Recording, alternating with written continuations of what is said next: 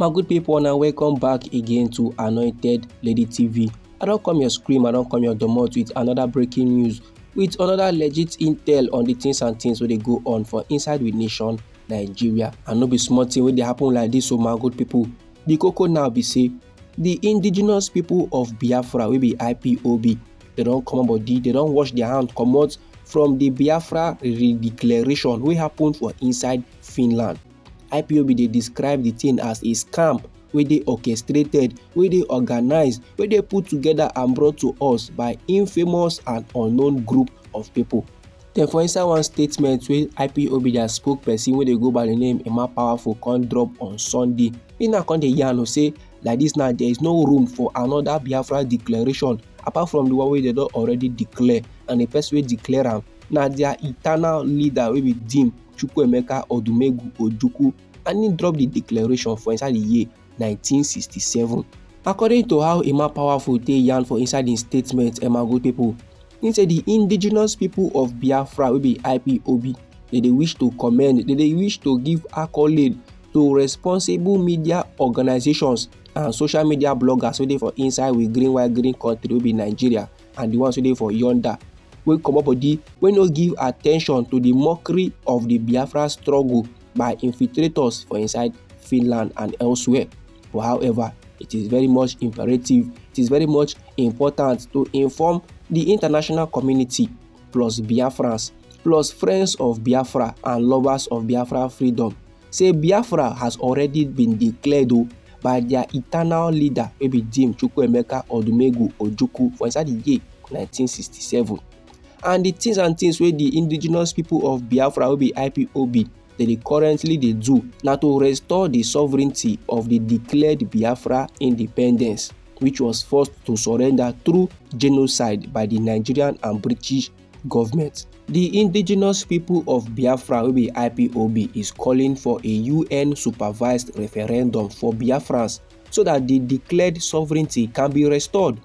Biafra cannot be declared for a second time by anybody, and it is very sad. See some kind elements, some kind Jaguda people will fail in their mission to infiltrate and destroy the indigenous people of Biafra. Don't go engage in Jaguda movements where they claim to be second declaration of Biafra, and they make the Jaguda declaration outside the Biafra territory.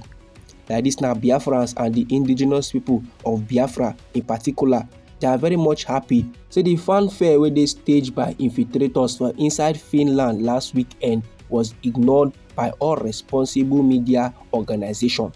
And those people now where they involved in the event for inside Finland, now they be those people they sponsor the insecurity where they happen for inside the southeast region of this our green white green country, maybe Nigeria. And their agenda, their aim now to destabilize the southeast and to divide the people and divert the attention of Biafrans and other people where they sympathize to the struggle of Biafra. And they want to make the genuine Biafra struggle become unattractive to other people. They want so that the normal people who are supposed to come help them get their freedom no go come this serious again. But last they don't fail, and they fail woefully. No be small matter like this, so my good people. Still on the statement where Oga Emma Powerful job. He say he get one time before where the leader of IPOB will be Mazi Nnamdi Kanu was being pressured by enemies within and without to declare Biafra. They pressure the man making declare Biafra for a second time, but Mazi Nnamdi Kanu refused. He no agreed declare Biafra, and he was brilliant for that. He was a brilliant freedom fighter where they understand the seasons, the times, and the rules where they govern self-determination. But as those enemies now don't fail to push Mazi Nnamdi Kanu and IPOB into an untimely and unnecessary Biafra declaration, they can go join the Finland group to destroy the IPOB. And he say like this now, IPOB no be any movement to, no be any group.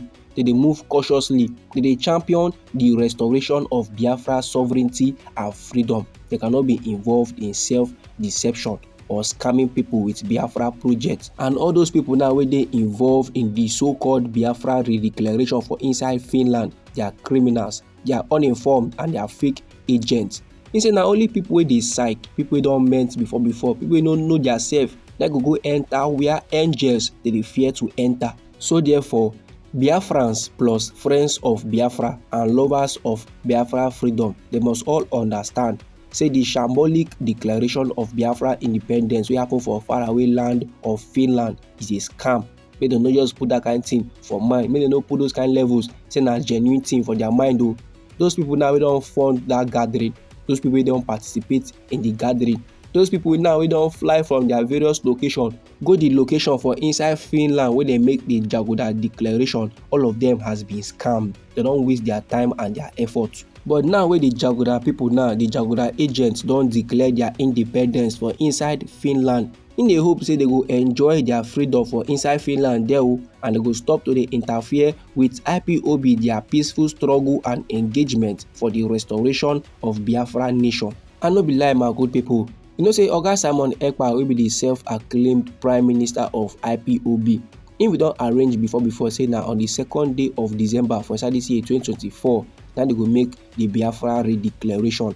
For sake of say the Finland authorities come go gbab am based on 1 or 2 charges like that, e come make im supporters come kukuma drop the declaration on the 29th day of November for inside the year 2024. And before the declaration happen, my good people, some kind men be dey post am for their social media page and their social media handle on how dem dey excited reach, or how dem dey fly from their location dey go Finland wey dey wan for go do the conference wey dey go make the redeclaration. And the convener of the convention come introduce herself last as the chief of staff of the United States of Biafra and the organizer of the Biafra Declaration of the Restoration of the United States of Biafra Convention 2024 in Finland. The person dey go by the name Dr. WARRI0րջS, and she was first appointed by Simon Ekpa for inside the month of March 2023 as Minister of Health, Oil and Gas Biafra Republic Government in Exile. After every the supporters, the men now wey dey present for inside Finland, they come dey hala USB, and USB stand for United States of Biafra. Dr. Ngozi come take the oath of office and he come list the states wey dey for inside the newly redeclared United States of Biafra. And these states dey include Anambra State, Okigwe State, Nnewi State, Ogoni State, Opobo State, Ikwere State, Eche State, Okrika State, Ngwa State, Olu State, and many others, my good people. These are the information I want share give the general public. Anyhow the thing be you for body, feel free make it drop am inside our comment section. Now we be Anointed Lady TV. Now they give una legit intel on the things and things wey dey go on for inside we nation Nigeria. So if you like this update and you would like to receive more, try make you subscribe to this channel and try make you put on the notification bell so that as we dey bring the news they come, na you go first receive the update and you go even get am sharp. And they come your side again with another legit intel for you, my good people. Abeg, no go anywhere.